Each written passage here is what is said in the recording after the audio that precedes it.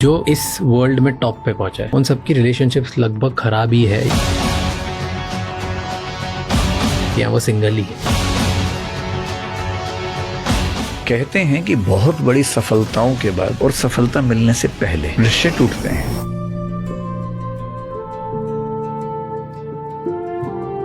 बीच के लेवल पे रिश्ते बने रहते हैं। तो आपको बहुत ही कुछ लाइफ में बड़ा करना है तो देन फैमिली स्ट्रक्चर आपको स्लो डाउन करते हैं। अगर नरेंद्र मोदी या योगी आदित्यनाथ, एपीजे अब्दुल कलाम ने शादी की होती तो मेरे ख्याल से वो उतना अचीव नहीं कर पाते जितना उन्होंने किया है, क्योंकि शादी करने के बाद आपकी जिम्मेदारियां बढ़ जाती है। किसी एक मिशन के साथ हैं तो बेहतर है कि अकेले ही रास्ते पे चलना चाहिए।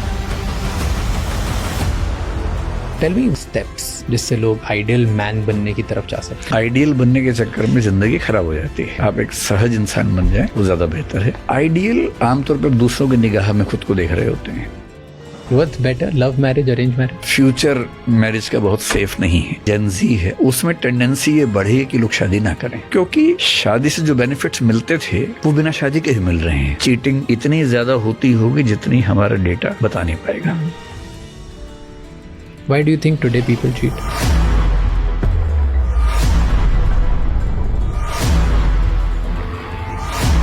चीटिंग इसलिए करते हैं कि जैसे हम एवोल्यूशन से बने हैं और जैसे हमारे सोशल स्ट्रक्चर्स बने हैं उसके बीच में कॉन्ट्राडिक्शन है कि मेरे जीन्स मुझे बार बार परेशान करते हैं कि नएपन की खोज करो, और मेरे सोशल स्ट्रक्चर्स मुझे धमकी देते हैं कि अगर की तो छोड़ेंगे नहीं। अब एक ही रास्ता बचा, चीटिंग। ऐसी कहावतें हैं, mother's baby father's maybe, mother is a fact, father is a faith.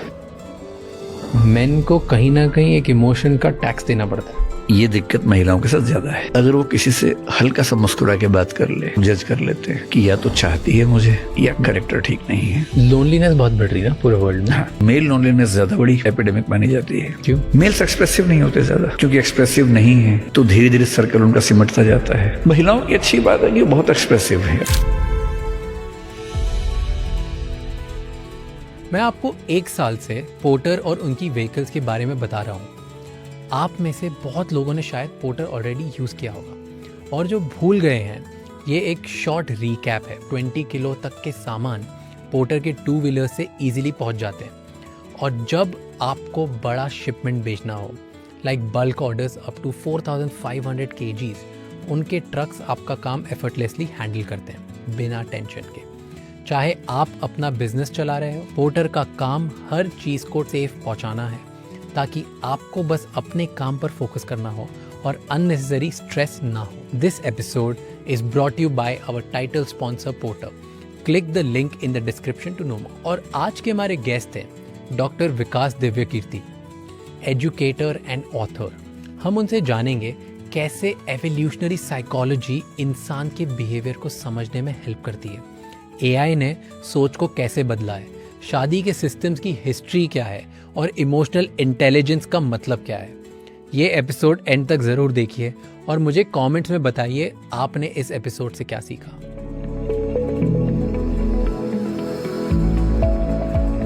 Do you think कि परसेप्शन बड़ा बनाना बेनिफिटेड होता है, बेनिफिट मिलता है तुम्हें उससे? मतलब फिर वही बात है, बेनिफिट के सेंस में और नुकसान के सेंस में। क्या आपको लाइफ में ज़्यादा सक्सेसफुल होने के चांसेस, आपके सक्सेसफुल होने के चांसेस बढ़ जाते हैं? एकदम बढ़ जाते हैं कि आपका परसेप्शन बढ़ा है, अंदर से आप कुछ भी हो तो आप परसेप्शन मैनेज करके कर सकते हैं। हाँ, परसेप्शन का ही खेल है। जो बड़े फिल्म स्टार्स हैं उनके बारे में परसेप्शन बहुत बड़ा है। सच क्या है कि जो डायलॉग्स वो बोलते हैं वो भी वो खुद नहीं लिखते हैं, कोई लिख के देता है। उनमें से भी कई लोग टेलीप्रॉम्प्टर यूज करते हैं बोलने के लिए। जो लोग 4 सेंटेंस याद करके नहीं बोल पा रहे, खुद तो नहीं सोच पा रहे, वो भारत में सबसे महान माने जाते हैं। बहुत सारे सोशल मीडिया स्टार्स टेलीप्रॉम्प्टर सामने रख के सारा बोलते रहते हैं, किसी को नहीं पता लगता और लोग सोचते कितना ज्ञान है भाई, जबरदस्त है। परसेप्शन के तो खेल है। अब मान लीजिए हम तो रैंडम बात कर रहे हैं। अगर मान लीजिए हम पहले स्क्रिप्टेड कर लेते कि आप क्वेश्चन बताते, मैं आंसर याद करके आता, किसे पता लगेगा? पर परसेप्शन नहीं जाएगा कि वाह क्या बात है, कितने गहरे सवाल, कितने गहरे जवाब। ऐसा होता ही होगा कहीं ना कहीं। ट्रू। अगर आपने ऐसा परसेप्शन बना लिया, 50 जगह बन गया, अब 51वीं बार आपको किसी बड़े आदमी ने बुलाया कि भाई आप बहुत अच्छा सवाल पूछते हैं, मैं आपसे बात करना चाहता हूँ, और आप पर्सनली बोल दें कि सर ऐसा है, हम तो पहले नोट कर लेते हैं, इतना दिमाग नहीं है मेरे पास, ऐसे ही करना पड़ेगा। एक को ही तो पता लगा, परसेप्शन और बड़ा हो गया उसके बाद। तो अगर आपका परसेप्शन फेक है तो बहुत छोटे सर्कल में लोगों को पता है कि परसेप्शन है, दुनिया को क्या पता, और दुनिया आपको वैसे ट्रीट कर रही है। एंड इसका बेनिफिट मिलता है। बेनिफिट तो भाई जैसे कोई स्टार बहुत क्रेडिबल माना जाता है जबकि वो टीपी से पढ़ रहा है सारा, तो विज्ञापन तो उसी को मिलेगा ना। ट्रू। और विज्ञापन देखने वाले को क्या पता कि उसने विज्ञापन भी पढ़ के बोला है, उन्हें क्या मतलब इस बात से। तो लगभग सारा खेल तो परसेप्शन पे ही खत्म हो जाता है। Nice. What do you think, आपके बारे में सबसे बड़ी मिसअंडरस्टैंडिंग क्या होगी? मतलब शायद ये कि मैं बहुत सीरियस टाइप का आदमी हूँ। नहीं हो? नहीं। मुझे लगा सीरियस ही हो। मैं मतलब वो एक डाइकोटमी है, मैं पर्सनल लाइफ में थोड़ा इंट्रोवर्ट हूँ, लेकिन जब मैं क्लासरूम में होता हूँ तो मैं बहुत जॉली नेचर में रहता हूँ, मैं बहुत ज़्यादा हंसता हूँ, बहुत ज़्यादा हंसाता हूँ। तो ये एक कॉन्ट्राडिक्शन जैसी आप कह सकते हैं। और मैं अपनी कॉलेज लाइफ में पॉलिटिकली बहुत एक्टिव रहा हूँ, तो वो सारी हरकतें जो पॉलिटिक्स में की जाती हैं मैंने वो की भी हैं, एंजॉय भी की हैं, और कोई पछतावा भी नहीं मुझे उन सब चीज़ों का। तो लेकिन अब धीरे धीरे जब पढ़ना पढ़ाना शुरू किया तो परसेप्शन ऐसा बन गया कि मैं बहुत सीरियस आदमी हूँ। नहीं हो? नहीं। डू यू थिंक कि इससे फ़र्क पड़ता है आपको कि लोग क्या सोचते हैं? लोगों को ऐसा देखना चाहिए कि यार ठीक है, मेरा फुल पर्सनालिटी देखो, क्यों एक साइड की पर्सनालिटी देख के तो मुझे बड़ा बना रहे?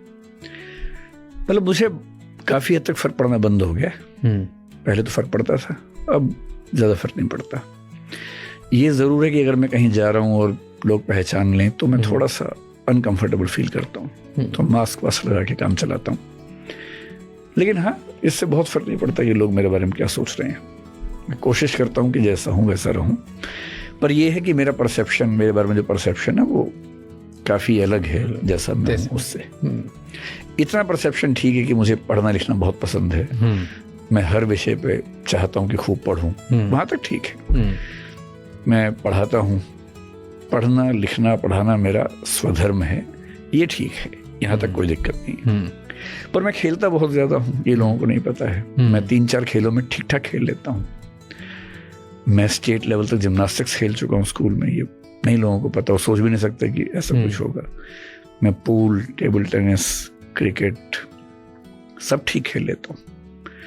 तो वो मेरे परसेप्शन का पार्ट आमतौर पर दुनिया में है नहीं है। लगता नहीं है कि ऐसे इतना ज़्यादा खेलोगे। बट नेशनल तक खेल लेते ना जिम्नास्टिक्स को? जिम्नास्टिक्स में स्टेट में खेला हूँ। हाँ, बट मन था शायद नेशनल तक खेलने का। हाँ, लेकिन मैं नहीं खेला, फिर उस समय एक चोट लगी तो उसके बाद छूट ही गया। स्कूल लाइफ की बात है। मैं रिसर्च कर रहा था आज, तो मुझे पता चला, तो मेरे लिए भी वो था कि जिम्नास्टिक्स तो काफ़ी डिफरेंट है। बट यू नो, जब मैं आज रिसर्च करने के चक्कर में बहुत कमेंट्स भी पढ़ता हूँ लोगों के, कहीं ना कहीं से कुछ ना कुछ we try to collect, not कि मुझे सवाल बताओ, कि वो आपके बारे में सोचते कैसा है, क्या है, राइट। एंड एक बहुत अच्छी बात बोलते हैं लोग, जो कमेंट्स में भी होता है, which is a positive side, हम नेगेटिव पे भी आएंगे, इज़ बहुत लोग बोलते हैं कि आइडियल मैन हो तो वो विकास सर जैसा हो। नहीं, झूठ बोलते हैं। जेन्युइनली पीपल टॉक अबाउट, क्योंकि शायद लोग thought process, teaching, business acumen, और अगर आप बोल रहे हो स्पोर्ट्स, या और फिर आप बोल रहे हो जॉलीनेस जो उनको दिखता है, वो सब मिक्स करके ही लोग बोलते हैं कि यार सब है इंसान में। नहीं तो यूजुअली लोग जो बहुत पढ़ाकू किस्म के हैं वो इतना स्पोर्ट्स में शायद ही होंगे, क्या वो इतने ही अच्छे बिजनेसमैन होंगे। Usually teaching businesses not very hand in hand नहीं जाता। आजकल इंडिया में बहुत फेमस है, बट कुछ छोड़ के इंसिडेंट, ठीक बात है, right. So what do you think is an ideal man? आपकी क्या डेफिनेशन है? मतलब मैं 2 बातें कह सकता हूँ, एक तो जिसमें डाइवर्सिटी हो, दूसरा जिसका एवोल्यूशन ठीक से हुआ हो, मतलब उसने बचपन को बचपन की तरह जिया हो, जवानी को जवानी की तरह ही जिया हो, वो सब चीजें की हों जो उस उम्र में स्वाभाविक है। जैसे क्या? बचपन में लड़ाई झगड़े, मार पिटाई, नॉन सीरियसनेस, पढ़ाई उतना नहीं कर पाए, होमवर्क नहीं किया, डांट पड़ गई, पिट गए, वो सब किया हो। बहुत पढ़ाकू किस्म के बच्चे मुझे पसंद नहीं। को करिकुलर एक्टिविटीज़ में खूब पार्टिसिपेट किया हो, चाहे वो डांस हो, डिबेटिंग हो, स्पोर्ट्स हो, हर चीज़ हो। एक वेल ग्रूम्ड पर्सन, भाषा पे अच्छी कमांड हो, समाज को समझने की एक बेसिक क्षमता हो, किसी भी अनइवन सिचुएशन को हैंडल करने की क्षमता किसी के अंदर आ जाए, तो मैं मानता हूँ कि उसकी परवरिश ठीक हो गई। फिर कॉलेज लाइफ में तो थोड़ी मौज मस्ती, थोड़ा पॉलिटिक्स कर ली, बदमाशी कर ली, प्यार मोहब्बत कर लिया, ब्रेकअप हो गया, ये सब चीज़ें भी हो जानी चाहिए। ठीक है। फिर जब वो करियर में आए तो एक भूख कि मुझे अच्छा परफॉर्म करना है, और जिस भी क्षेत्र में काम करे उस क्षेत्र में शानदार काम करे। तो मुझे लगता है कि वो एक मुकम्मल इंसान है, और काम के पीछे इतना पागल नहीं होने कि अपनी हॉबीज को मार दे। कुछ हॉबीज बना के चले, कोई भी हो। जैसे मेरी हॉबी पढ़ना है, कविताएं पढ़ना, शेर व शायरी पढ़ना, याद करना, तो मैं आज भी ये काम करता रहता हूँ, जब मौका मिलता करता रहता हूँ। फिल्में देखना है, तो 2-4 या कम से कम 1-2 हॉबीज बनी रहें, और उनमें भी उसकी एक अच्छी कमांड हो। ऐसे ही नहीं कि बस हाँ शौक है तो है, कमांड हो उसमें भी। तो जो भी काम हो रहा है उसमें एक ईमानदारी दिखनी चाहिए, और अगर उसके रिश्ते भी मुकम्मल हैं दोस्तों के साथ, परिवार के साथ, तो उससे बेहतर क्या हो सकता है। तो ये तो आपने बता दिया कि ये सब किया हो। हाँ, जिसने मान लो किसी कारणवश, सर्कमस्टेंसेस की वजह से, अपनी सिचुएशन की वजह से, परिवार की वजह से छूट गई गाड़ी, आज वो ये पहली बार देख रहा है। वो हो सकता है इंसान आज 25 साल का हो, जो चाह रहा है कि मैं घूम रहा हूँ और मेरी ज़िंदगी में अब मुझे राह पकड़नी।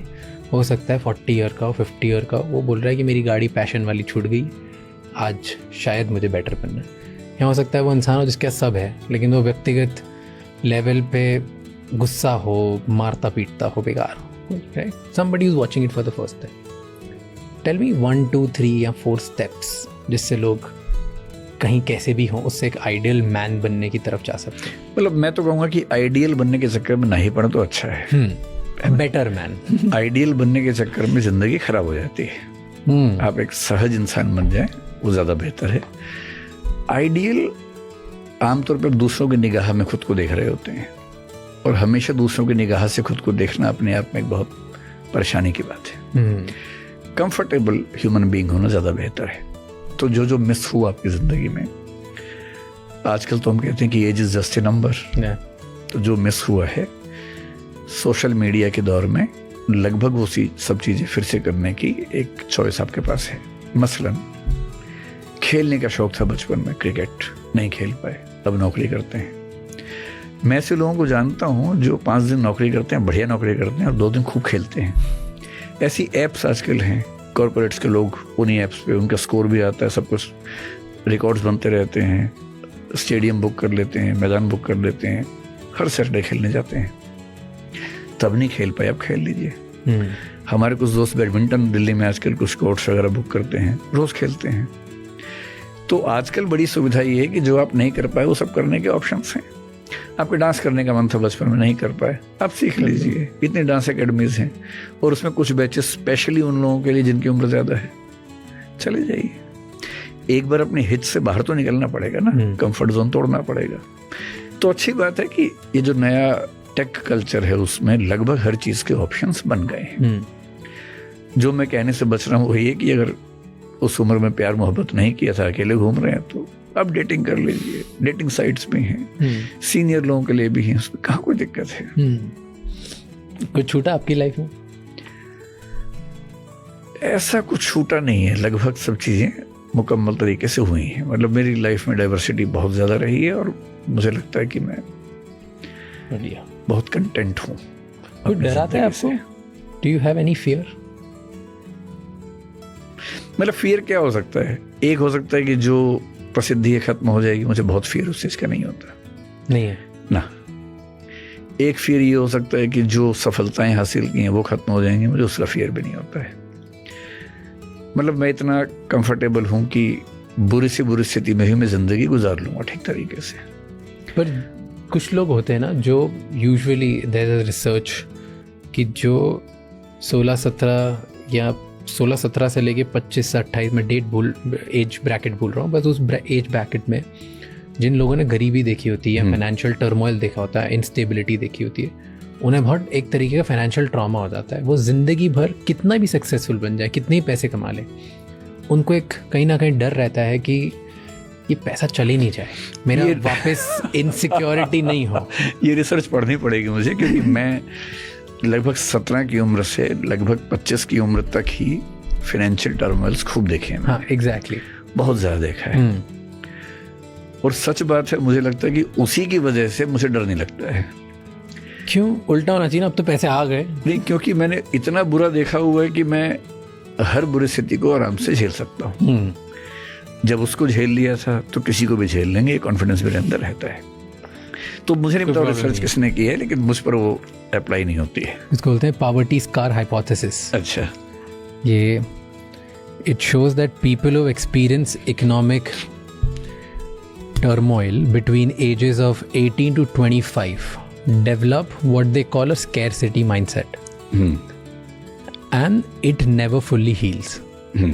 Even after becoming wealthy, 91% of respondents reported anxiety about money, inability to enjoy wealth, hypervigilance about spending. तो एक तरीके का एक ट्रॉमा रिस्पॉन्स हो जाता है कि भाई मैं ये हो सकता है, मैं थोड़ा विजिलेंट इन स्पेंडिंग तो हूँ, हाइपर तो नहीं, विजिलेंट इन स्पेंडिंग हूँ। हालांकि आँख बंद करके खर्चा नहीं करते। नहीं,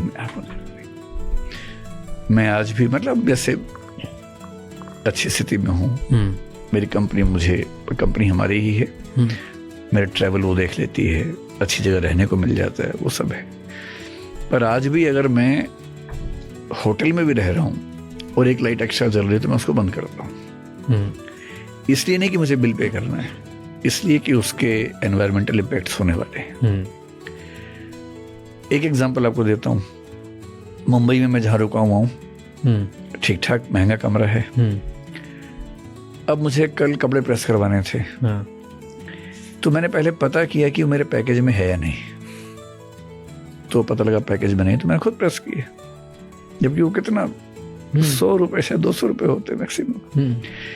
तो अगर मुझे लगता है कि भाई मैं फ्री हूँ, 10 मिनट लगेंगे, बचपन से कपड़े प्रेस करता ही रहा हूँ, तो मैं क्यों बिना बात के 100 रुपये फूंकूं? हाँ, लेकिन अगर वहीं मेरा बच्चा होगा, वो कहीं फंसा होगा, तो मैं उसे कहूँगा बेटा प्रेस करवा लो, क्योंकि वो शायद बहुत कंफर्टेबल नहीं हो सकता, कपड़ा जला दे, क्या करे पता नहीं।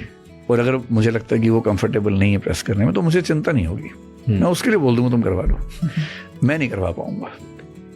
ये जनरेशनल मामला ज्यादा होता है मेरे ख्याल से। आपके पेरेंट्स भी कुछ, मेरे पापा भी ऐसे, वो कुछ ऐसे खर्चे कर ही नहीं पाएंगे जो आप चाहते हैं कि वो करें, और आपकी नेक्स्ट जनरेशन आपसे दुखी रहेगी इस मामले में। जैसे मेरी माँ को मैंने कितनी बार कोशिश की कि घर में डोमेस्टिक हेल्प लगा दूं, पर वो इस माइंडसेट में रही है, बचपन से इतनी स्ट्रगल्स देखी, उनको हमेशा लगता था कि इतने पैसे मैं कैसे खर्च करूं।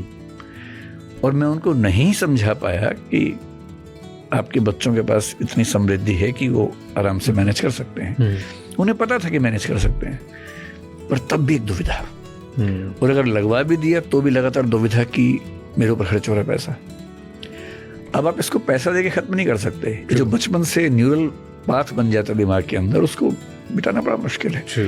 तो 18 से 25 साल का एक्सपीरियंस का परिणाम ये जरूर हुआ कि मैं एक्स्ट्रा स्पेंडिंग से या पैसा वेस्ट करने से बचता हूँ, लेकिन मैं as an employer, as a boss बहुत लिबरल और ठीक माना जाता हूँ। अगर आपने रिसर्च किया तो मेरे ख्याल से वो बात आपके सामने आई होगी। Drishti as a company is supposed to be the best pay master in the industry and I am proud of it. ऐसे और कौन सी चीज़ें जो आप खर्चा नहीं कर सकते? जैसे I will give you an example. आपने आपकी मॉम का एग्जांपल दिया, मेरे फादर का भी एग्जांपल, कि वो ड्राइवर नहीं रख सकते। उन्हें मैं बोलता हूँ कि अब आपकी एज हो गई है, रख लो आप आराम से, ईज़ इधर उधर जाना, आपको बहुत बार काम भी होता है, फ़ोन पे भी बात करनी होती है, तो क्यों आप वो क्या करते हैं, गाड़ी साइड में रोक के फिर 15 मिनट और बात करेंगे। कर लो, मुझे मैं चला सकता हूँ। मैं हाँ मुझे पता है आप चला सकते हो, कभी कुछ इधर उधर आप रख लो, क्या दिक्कत होगी, पार्किंग करने की दिक्कत नहीं है कुछ। वो बोलते हैं सुबह से रात तक खड़ा रहेगा, वो क्या करेगा? यही प्रॉब्लम है, चुभता रहता है कि ऐसे लग रहे हैं और काम हो। हाँ, बोले कि वो खड़ा रहेगा, क्या करेगा, मैं क्यों किसी को खड़ा रखूं, मैं क्यों खड़ा, ठीक है ना, हम कर सकते, नहीं करना मतलब नहीं करना, और वो कुछ भी हो जाए। अच्छा, हमें नहीं, हम कुछ भी कर लें, कोई दिक्कत नहीं है। हाँ। हम हमारे पैसों से करें, उनके पैसों से करें, पड़ोस से लेके करें, उन्हें कोई दिक्कत नहीं, खुद पे बहुत दिक्कत है। हाँ, ठीक बात है। और वो ना खुद खर्चा करेंगे उस पर, ना मुझे करने देंगे, ना मेरे भाई को करने देंगे। ड्राइवर वाला? हाँ, उनके ऊपर। हाँ, ये होता है। तो आपके कैसे ऐसे पैटर्न थे जो आप, जिन पे आप फिजूल खर्चा? मेरे घर में कुछ ऐसे लोग हैं जो बहुत उदार है खर्च करने में, बहुत लिबरल हैं। तो उन्हें कोई दिक्कत नहीं है कितना भी खर्च हो। उन्हें पता है कि हमारी जो कंडीशन है ठीक है, और क्यों कमाए हैं पैसे, खर्च नहीं कर सकते। तो मैं ही थोड़ा सा कंजूस टाइप का आदमी हूँ उस मामले में, और उसकी वजह मेरे ख्याल से वो ट्रॉमा ना होकर के बचपन से संस्कार जो हमने सीखे वो ज्यादा हैं। जैसे पिछले साल मैं अमेरिका जा रहा था, तो मेरे परिवार के लोगों ने जिद करके मुझे एक फ्लाइट फर्स्ट क्लास की दिलवा दी। मुझे ये भी नहीं पता था कि फर्स्ट क्लास बिजनेस क्लास अलग अलग होता है, तो तभी पता लगा। दिलवाई, और पूरे खेत के बराबर जगह प्लेन के अंदर मिल गई, और एक वो स्पेसिफिक व्यक्ति है जो बार बार आइसक्रीम पूछ रहा है, कुछ खाने को पूछ रहा है। मैं उस 8 घंटे की फ्लाइट में इतना परेशान हो गया, तो मैंने अपने फैमिली में कह दिया कि जिंदगी में इसके बाद फर्स्ट क्लास में नहीं जाऊंगा। क्यों? मुझे कंफर्टेबल नहीं लगता, अकेले क्या बैठना है।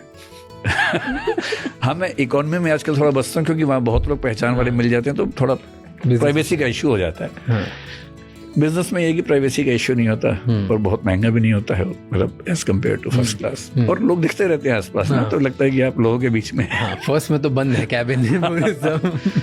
तो मेरे को ना भाई ना, ये थोड़ा ज्यादा हो रहा है। और फिर जब पता लगा कितने पैसे लग गए, तो मुझे बड़ा चुभा कि और ज्यादा तो बहुत ज्यादा।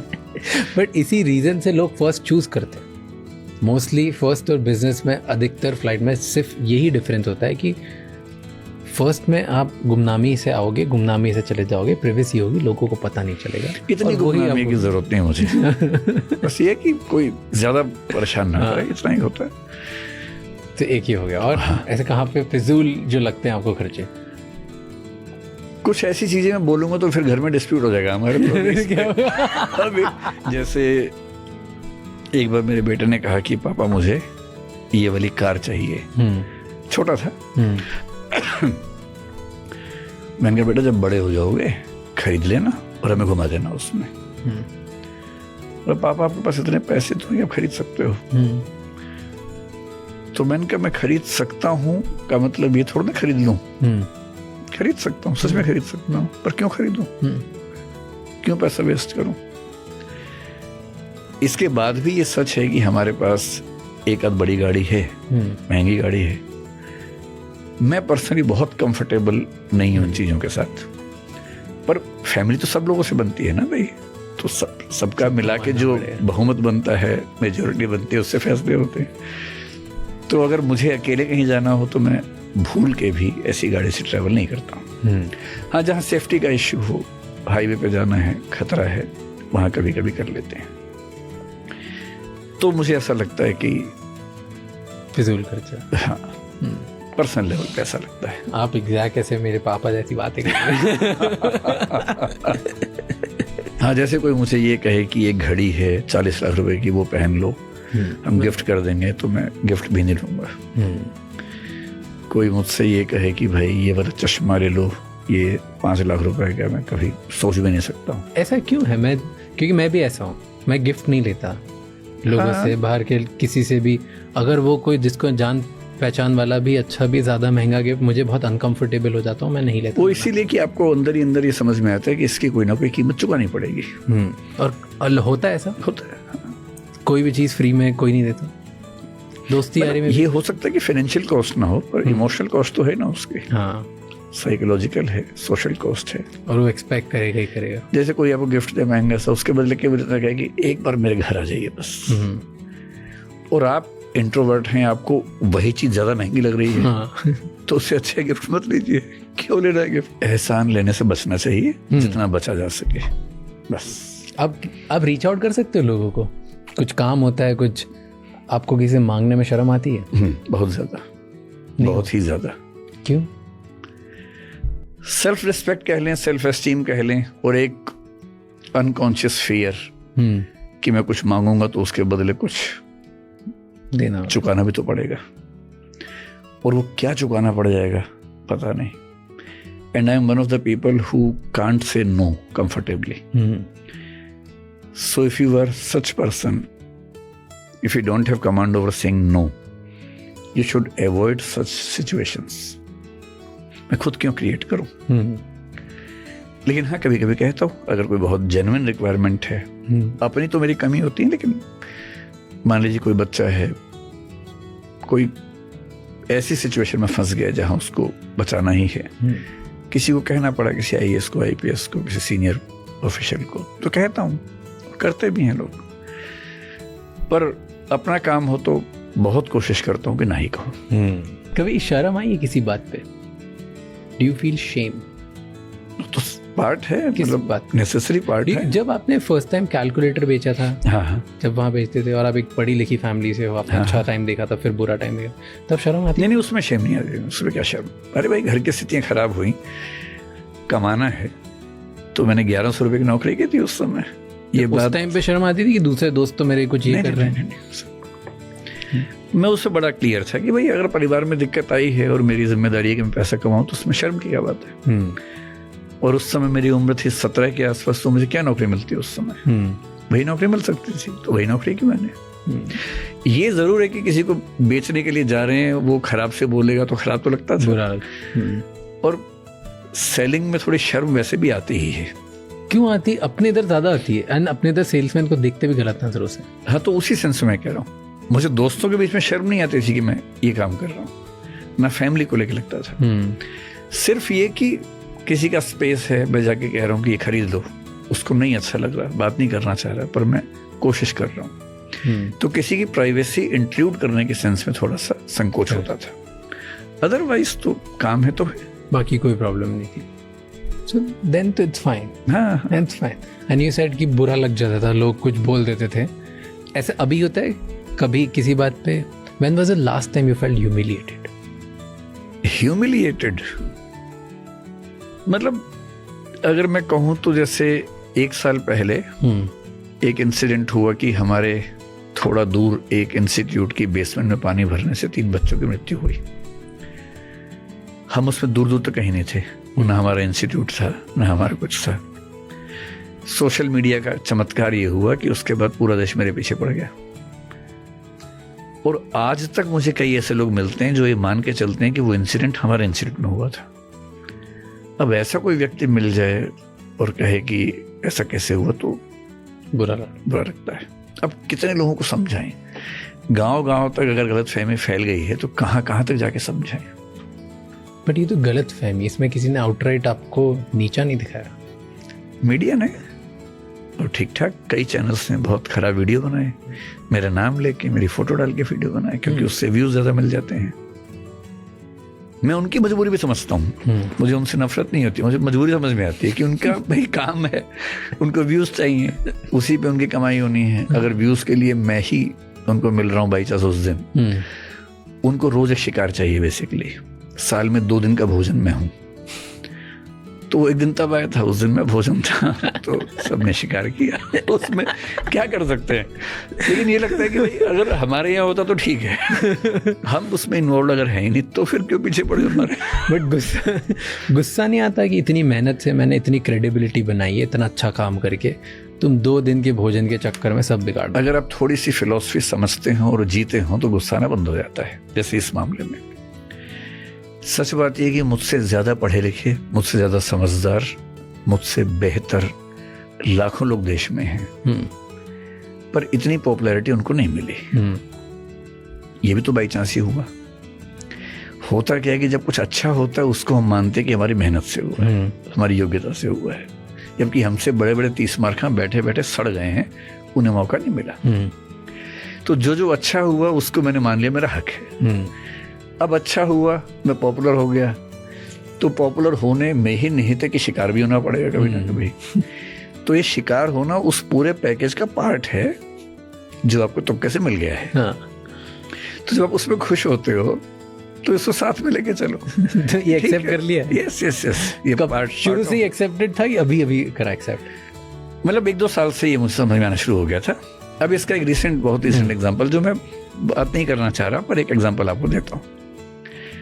अभी 2 महीने पहले खबर खूब चलेगी, CCPA ने हम पे एक फाइन लगाया, खूब बदनामी हुई।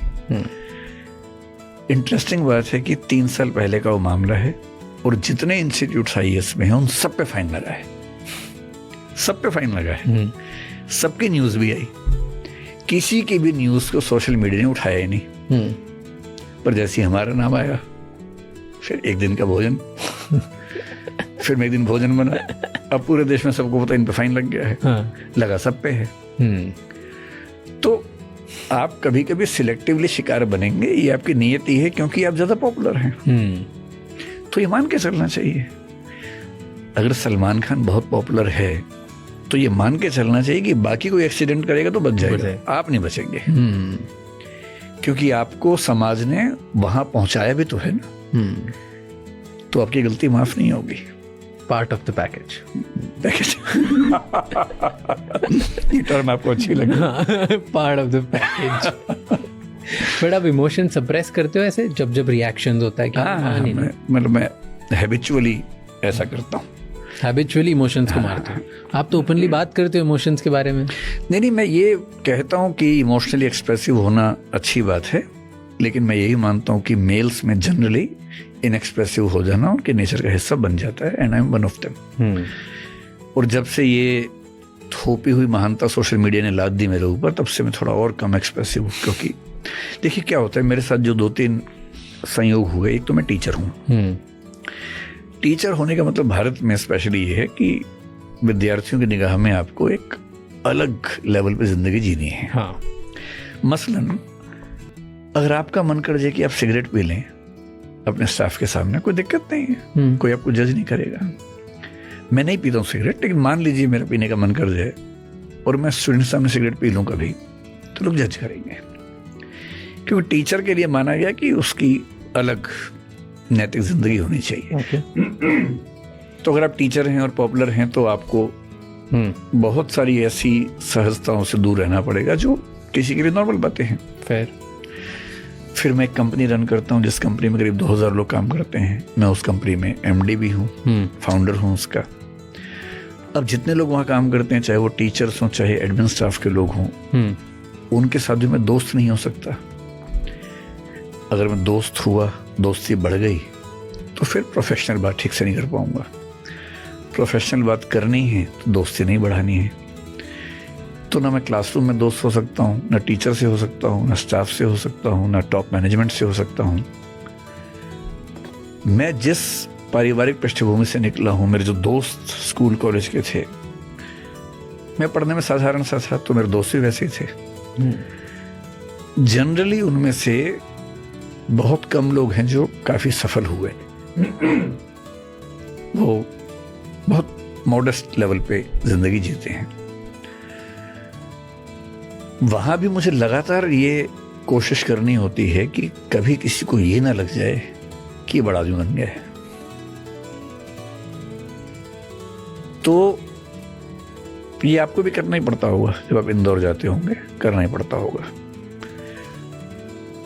2 लोगों के संबंध में अगर एक व्यक्ति बाई चांस आगे निकल गया तो उसकी जिम्मेदारी बढ़ जाती है कि दूसरे को लगातार ये फील करवाए कि मैं वैसा ही हूं। तो मुझे हर लेवल पे ये फील करवाना होता है कि मैं ऐसा हूं, बेशक मैं वैसा नहीं हूं।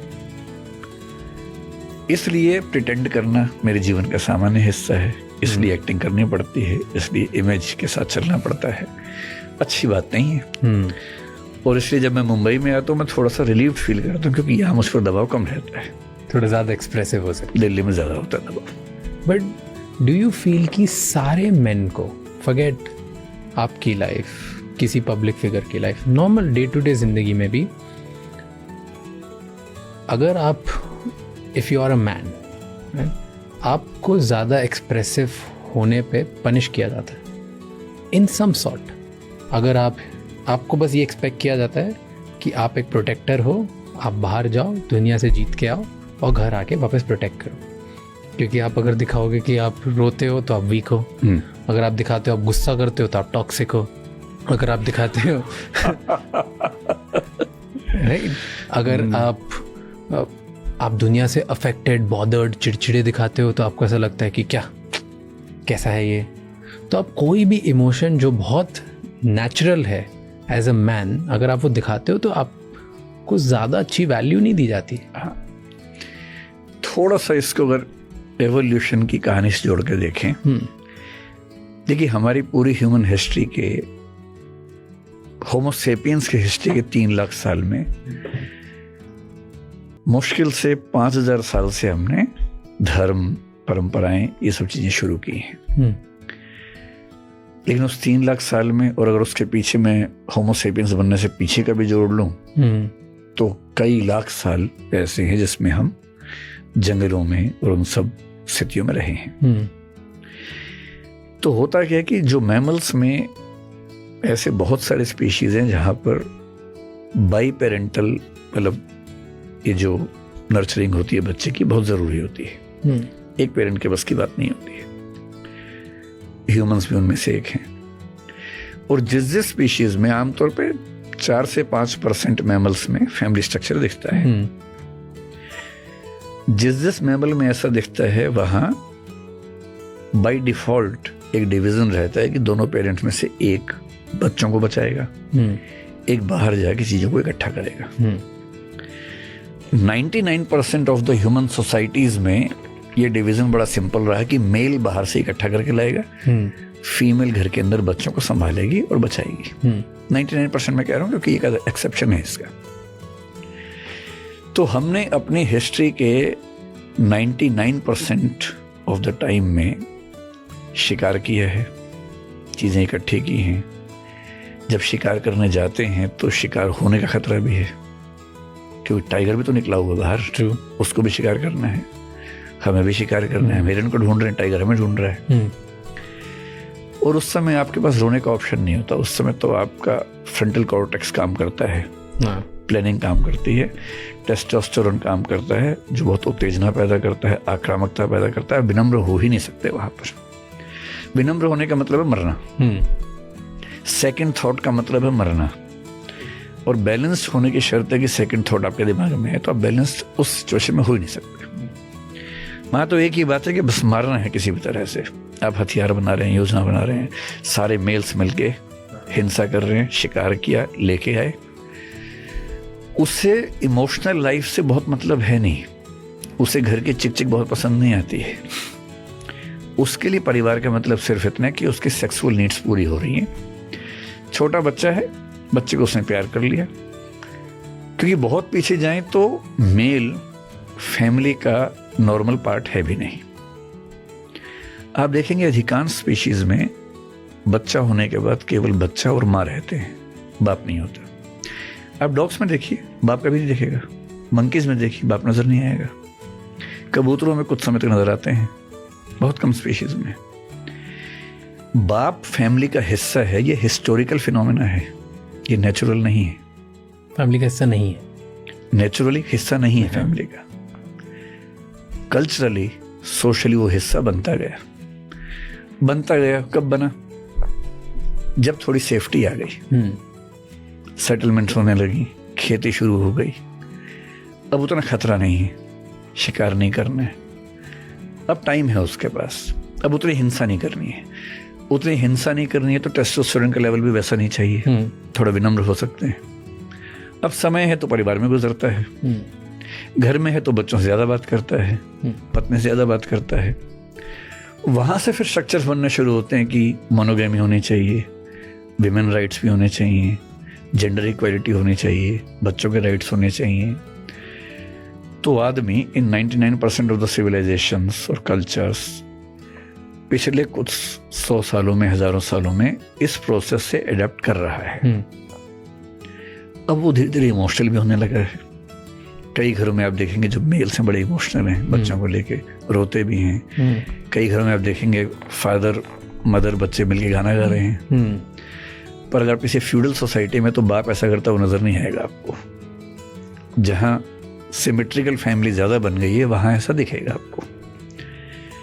तो बच्चा मतलब बाप अपनी बेटी से बहुत प्यार करे और दिखाए भी, बेटे से बहुत स्नेह करे दिखाए भी, ये नया फिनोमिना है जो नए समाजों में आ रहा है। इसलिए अगर कोई फादर बहुत एक्सप्रेसिव नहीं है तो लाखों सालों की तो वही हिस्ट्री है, एवोल्यूशन, धीरे धीरे सीख रहे हैं। और आज से कुछ हजार साल बाद शायद ये कॉमन हो जाएगा, बहुत कॉमन हो जाएगा। आज तो नहीं, मुश्किल है। जैसे अगर आप हरियाणा से हैं, पंजाब से हैं, पश्चिमी उत्तर प्रदेश से हैं, तो बहुत मुश्किल है। एंड मुंबई में है तो शायद दिख जाएगा, बेंगलोर में दिख जाएगा, पुणे में दिख जाएगा। पर ना मल्टीपल रिसर्चेस भी की गई है ऑन डेवलप्ड सोसाइटी ऑल्सो। यहाँ पे डेवलप्ड है, दो इंडिविजुअल्स साथ में रहते हैं इतनी ज़्यादा और ऑलमोस्ट सिमिलर रोल्स हैं, दोनों काम करने जाते हैं, घर आते हैं, राइट। उन सोसाइटीज़ में भी बहुत सारी लड़कियों से पूछा गया मल्टीपल बार, अलग अलग थिंकर्स ने, रिसर्चर्स ने, यूनिवर्सिटीज़ ने रिसर्च करी। वो बोलती हैं कि उन्हें वल्नरेबल मेन अच्छे लगते हैं, राइट, जो वल्नरेबिलिटी दिखाते हैं, जो अपने इमोशंस दिखाते हैं, दैट्स ग्रेट। पर सब ने जब पार्टनर चूज करने की बात आई तो वो नहीं चूज करती। Women don't choose vulnerable partners because they feel somehow कि ये वीक है, बचा नहीं पाएगा। एवोल्यूशन की भाषा में अगर इसको देखें तो मेल और फीमेल सिलेक्ट कैसे करते हैं पार्टनर अपना, तो बहुत सिंपल कॉन्सेप्ट है। एक जो क्वर्क नाम के राइटर हैं, उनकी किताब है it's not you it's biology, बहुत फेमस किताब है, इवोल्यूशनरी साइकोलॉजी पे बेस्ड है।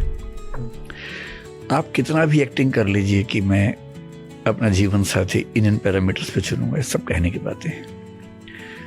जब डिसीजन होता है तो आपका दिमाग उसमें काम नहीं कर रहा होता। अभी तो न्यूरोसाइंस ये साबित कर रही है कि हम जब सोचते हैं उसके पहले फैसला हो चुका होता है हमारे न्यूरॉन्स के लेवल पे।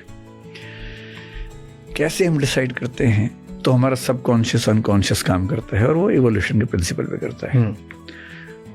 आदमी को वो औरत समझ में आती है अनकॉन्शियसली जो उसके स्वस्थ बच्चे को पैदा कर पाएगी और उसका पालन पोषण कर पाएगी। पूरी एस्थेटिक्स इसी पे टिकी हुई है। मेल नज़र को फीमेल की वही फिगर समझ में आती है जिसमें बॉडी के वही पार्ट्स डेवलप्ड हैं जो बच्चे को जन्म देने और बच्चे को पोषण देने के लिए काम करेंगे। ये अनकॉन्शियसली यही है, ये सब अनकॉन्शियस लेवल पे है। आप कितना भी एक्टिंग कर लें, हाँ, इस ब्यूटी कॉन्सेप्ट में जो कलर वाली बात है ये डेवलपमेंट के साथ कल्चर का पार्ट है, क्योंकि नेचुरली ब्लैक ब्यूटीफुल नहीं है और वाइट ब्यूटीफुल है, ये बेकार की बात है। ये रेसिज्म डेवलप हुआ सदियों के साथ। लेकिन जिसको हम लोग एस्थेटिक्स में फिगर कहते हैं, स्वस्थ शरीर कहते हैं, उसका कॉन्सेप्ट बेसिकली अनकॉन्शियस माइंड में वही है। ओके। तो जब कोई कहे कि वो मुझे अच्छी लगती है, उसका अनकॉन्शियस माइंड ये बता रहा है कि ये स्वस्थ बच्चे को जन्म दे पाएगी और पाल पाएगी उसको। फीमेल के लिए क्या है, इवोल्यूशन में देखिए, शिकार करना है, बहुत खतरा है। औरत को बाकी मर्दों से भी खतरा है। वहाँ ना तो विवाह संस्था बनी है, ना सोसाइटी डेवलप हुई है, ना कानून है, ना जुडिशरी है, ना पुलिस है, कुछ नहीं है। वो कैसे बचाए बाकी मर्दों से अपने आप को? उसे एक ऐसा मर्द चाहिए, एक ऐसा आदमी चाहिए जो उसे बाकी मर्दों से बचा ले। तो दूसरा, उसे माँ बना दे। और तीसरा, जब वो गर्भावस्था में होगी या बच्चा हो जाएगा, बच्चे बार बार होंगे ना, एक बच्चा हो गया है, दूसरा पेट में है, 10 बच्चे होने हैं, 15 बच्चे होने हैं उस समय, तो उस पूरे 15-20 साल के प्रोसेस में जब बच्चे छोटे हैं या पेट में हैं, तब मेरे लिए बाहर से खाना ले आएगा। इतना स्वस्थ होना चाहिए कि ये ना हो कि मैनेज नहीं कर पा रहा। तो बाकी मर्दों से कौन बचाएगा? जो ताकतवर होगा। खाना कौन ला पाएगा? जो ताकतवर होगा, क्योंकि वही शिकार कर पाएगा। इसलिए सबकॉन्शियस अनकॉन्शियस में महिला को चाहिए सुरक्षा बाकी मर्दों से, और इनसिक्योरिटी ऑफ फूड एटसेट्रा, छोटे बच्चों की परवरिश के लिए। तो हम कितनी भी कोशिश कर लें, जब हम सिलेक्शन कर रहे होते हैं, आदमी लोगों से आप कितना ही पूछ लीजिए, 10 पैरामीटर्स बताएंगे, लेकिन सिलेक्शन के टाइम पे सुंदरता नंबर 1 पे आ जाती है। और सुंदरता भी ध्यान रखना है, सुंदरता दिमाग के अंदर वही है। ऐसी महिलाओं का है।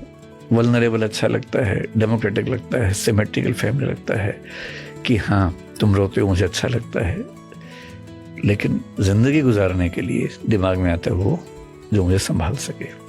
अगर आप इवोल्यूशनरी साइकोलॉजी को पूरा ठीक मानते हैं तो ये व्याख्या पूरी ठीक है। लेकिन इवोल्यूशन के प्रोसेस भी ऐसा नहीं है कि वो रुक गया है कहीं। अब मान लीजिए कि कोई बच्चा बॉम्बे में पैदा हुआ और उसके पेरेंट्स काफ़ी हद तक सिमेट्रिकल हैं, दोनों नौकरी करते हैं, दोनों घर आते हैं, प्यार से बात करते हैं। उनके अंदर वो टेस्टोस्टेरोन वाला ऐसा नहीं जैसे कि पापा हमेशा गुस्सा करेंगे, लड़ाई करेंगे, ऐसा नहीं। बहुत सॉफ्ट पापा हैं, मम्मी भी सॉफ्ट हैं। अच्छी परवरिश हुई बच्चों की, दोनों ने खूब पढ़ाई की, सोशियोलॉजी पढ़ा, साइकोलॉजी पढ़ा। ये बच्चे जब अपना जीवन साथी ढूंढेंगे तो केवल वो काम नहीं करेगा, जो इनके घर में लर्निंग्स हैं वो भी तो काम करेंगे। इसलिए ऐसे लोग भी आपको मिल जाएंगे, जो ऐसी लड़कियां जो अपने जीवन साथी को रोते हुए देखना चाहेंगी। और एक कॉन्ट्राडिक्शन ये भी हो सकती है कि वो चाहें कि अकेले में कभी कभी मेरे सामने रोए और दुनिया के सामने शेर बन के खड़ा हो। ऐसी आदमी के साथ होगा कि मुझे बहुत सुंदर, मुझे बहुत फिट किस्म की पत्नी चाहिए, लेकिन अकेले में अगर वो परेशान है, वीक है, बायोलॉजिकली अपसेट भी है, तो प्रेम तो है ना भी उसको भी। एक लंबे समय में प्रेम तो डेवलप हो ही जाता है। तो इवोल्यूशन एक बड़ा फैक्टर है साइकोलॉजी को समझने के लिए। It is not the only factor but it is one of the major factors. What do you feel, what's better, love marriage, arrange marriage? मेरा पहला सवाल है कि मैरिज या नो मैरिज। एक तो पहला सवाल मैरिज या नो मैरिज। ठीक है, तो मैरिज या नो मैरिज। मुझे ऐसा लगता है कि फ्यूचर मैरिज का बहुत सेफ नहीं है। क्यों? फिर एक बात है, इवोल्यूशन का माइंडसेट कहें या वैसे माइंडसेट कहें, हर इंसान के दिमाग में, इंसानी नहीं, हर स्पीशीज के दिमाग में, हर प्राणी के दिमाग में तराजू रखा हुआ है। हाँ। उसके एक तरफ कॉस्ट है, एक तरफ बेनिफिट है। आप कहें ना कहें, आपके दिमाग में 24 घंटे वो तराजू एक्टिव रहता है हर चीज में। Cost benefit analysis. हर ह्यूमन रिलेशन अल्टीमेटली, यहाँ तक कि फैमिली के अंदर भी इसी सिस्टम पे काम करते हैं। माँ और बच्चे का रिलेशन, स्पेशली जब बच्चा बहुत छोटा हो तो थोड़ा सा इससे अलग, उसको अनकंडीशनल लव कह देते हैं। अदरवाइज हर ह्यूमन रिलेशन इसी पे टिका हुआ है। ठीक है। शादी छोड़ के बाकी सारे रिश्ते, ऑलमोस्ट सारे रिश्ते फैमिली वाले गिवन है। मैं अपने पिताजी को नहीं चुन सकता, माँ को नहीं चुन सकता, भाई बहन नहीं चुन सकता, वो तो गिवन है। हाँ। जहाँ गिवन है वहाँ दिमाग उतना चलता नहीं कि फायदा है कि नुकसान है। ये है तो चॉइस ही नहीं। है तो है। अब क्या, कभी कभी आप दुखी हो सकते हैं कि अच्छा बाप मिल जाता, अच्छा भाई मिल जाता, अच्छी बहन मिल जाती। कभी कभी खुश हो सकते हैं, अच्छा वो नहीं मिला, मेरे वाले ज्यादा अच्छे हैं। पर चॉइस नहीं है वहाँ पर आपके पास। हमारी पूरी जिंदगी में एक ही रिश्ता जहाँ चॉइस है, फैमिली रिलेशन की बात करूँ, दोस्तों को छोड़ के बात कर रहा हूँ, वो स्पाउस है। और ये भी तय है कि स्पाउस का इम्पैक्ट हमारे जीवन पर सबसे ज्यादा है। इनिशियल पार्ट ऑफ लाइफ छोड़ दें, मोटे तौर मान लीजिए 25 की उम्र में शादी हुई तो 25 से लेके 75, 80, 90 जो भी है, लगभग 3/4 ऑफ द लाइफ उसी का इम्पैक्ट रहने वाला है। और 24 घंटे का इम्पैक्ट है। ना माँ के साथ 24 घंटे, ना बाप के साथ, ना भाई के साथ, ना बहन के साथ, वहाँ 24 घंटे का है। जिंदगी का सबसे बड़ा फैसला है शादी। तो कॉस्ट बेनिफिट का तराजू सबसे ज्यादा एक्टिव रहता है। ये अलग बात है कि शादी कम उम्र में हो गई, जब तक प्री फ्रंटल कॉर्टेक्स आपका डेवलप ही नहीं हुआ था, तो आप सोचते नहीं, इमोशन से बह के शादी कर लेते हैं। 18, 20, 22 साल के बच्चे हैं, प्यार हुआ, भागे शादी कर ली, वो एक अलग बात है। हाँ। पर अगर आप 25 क्रॉस कर गए और ये हिस्सा डेवलप हो गया, तराजू ठीक से डेवलप हो गया, आप देखेंगे जो 25 तक शादी नहीं करते फिर अक्सर वो लेट हो जाते हैं। फिर वो 30 हो गया, 35 हो गया, तराजू बहुत एक्टिव हो गया। अब उनको हर मामले में लगता है कि यार बेनिफिट ज्यादा है कि कॉस्ट ज्यादा है। वो नोट्स बनाते हैं, लिस्ट बनाते हैं, प्रोस क्या है, कॉन्स क्या है, और हमेशा लगता है कि ये पैकेज ठीक नहीं है, इसमें लॉस ज्यादा है। In totality